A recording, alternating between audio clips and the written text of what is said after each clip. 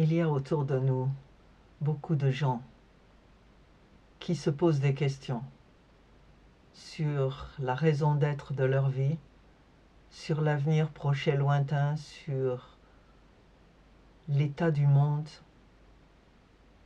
Des gens qui s'inquiètent et quelquefois qui n'arrivent pas à dormir parce qu'ils n'ont pas de réponse à ces questions. Ils essayent quelquefois d'en parler autour d'eux, mais les réponses ne viennent pas vraiment.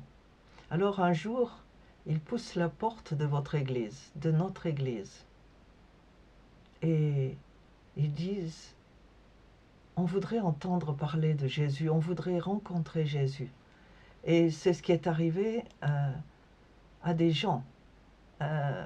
Jésus avait rencontré Philippe et l'avait invité à le suivre. Il était un rabbin itinérant et il cherchait des disciples. Philippe était de Bethsaïda, la ville d'André et de Pierre.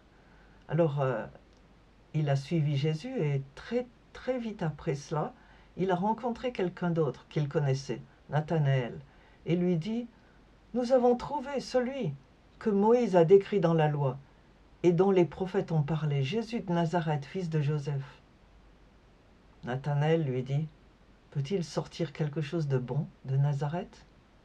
Nazareth? Philippe lui répond: viens et vois. Alors Jésus vit Nathanaël s'approcher de lui et lui dit: voilà vraiment un Israélite en lequel il n'y a pas de ruse. D'où me connais-tu? Lui dit Nathanaël. Et cette conversation s'est développée.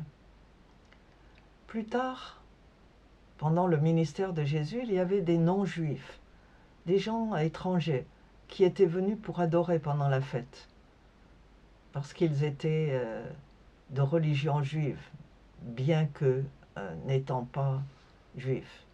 Et ils s'adressèrent à Philippe, lui aussi, et lui demandèrent: Seigneur, nous voudrions voir Jésus. Philippe alla le dire à André, André et Philippe le dirent à Jésus. Et ces gens ont bien sûr ensuite rencontré Jésus. Et alors, que se passe-t-il aujourd'hui? Les gens arrivent à l'église.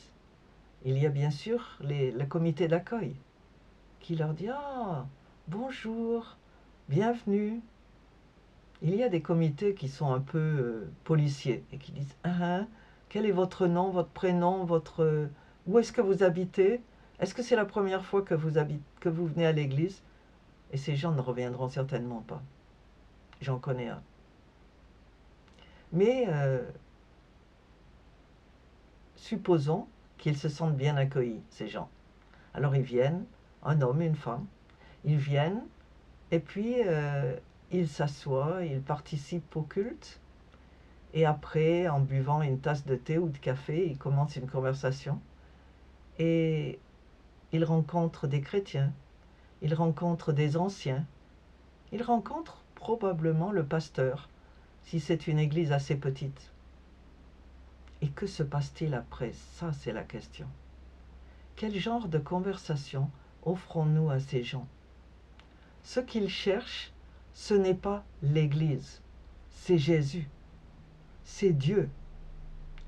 Donc, ils rencontrent Jésus. Jésus a dit: je suis la porte. Je suis la porte des brebis. Et il y a beaucoup de brebis qui n'appartiennent pas à mon bercail. Mais j'irai les chercher. Alors ils sont là à la porte. Et souvent, malheureusement, ils n'arriveront jamais à avoir une conversation personnelle avec Jésus. Pourquoi? Parce que les chrétiens qu'ils rencontrent vont commencer à leur raconter leur propre histoire, en mettant leur personne en avant, au lieu de présenter ce que Jésus a fait pour eux. D'autres veulent recevoir ces gens-là, mais ils ne se rendent pas compte que eux-mêmes ont un trou. Ils sont, comme quelqu'un l'a dit, comme un gâteau qui a un trou au milieu. Alors, ils essayent de boucher le trou avec ces gens qui sont là, enthousiastes, timide mais enthousiaste, en train de chercher Jésus.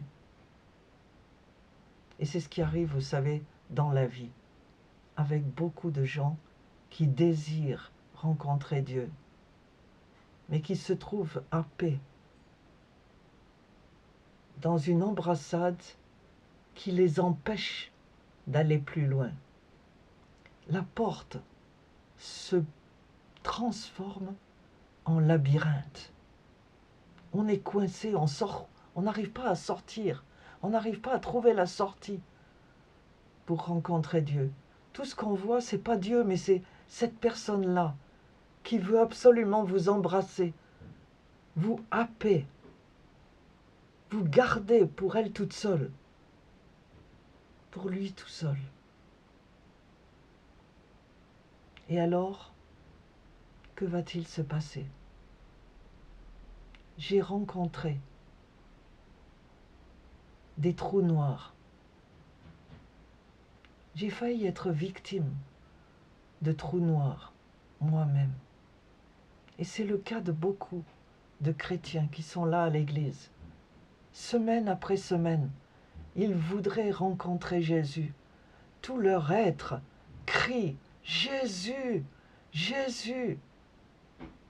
Et tout ce que l'image renvoie, c'est celle du pasteur, de l'ancien numéro 1, numéro 2 ou numéro 3, de cet homme ou de cette femme qui veut absolument faire d'eux des amis, quelquefois même des amis intimes.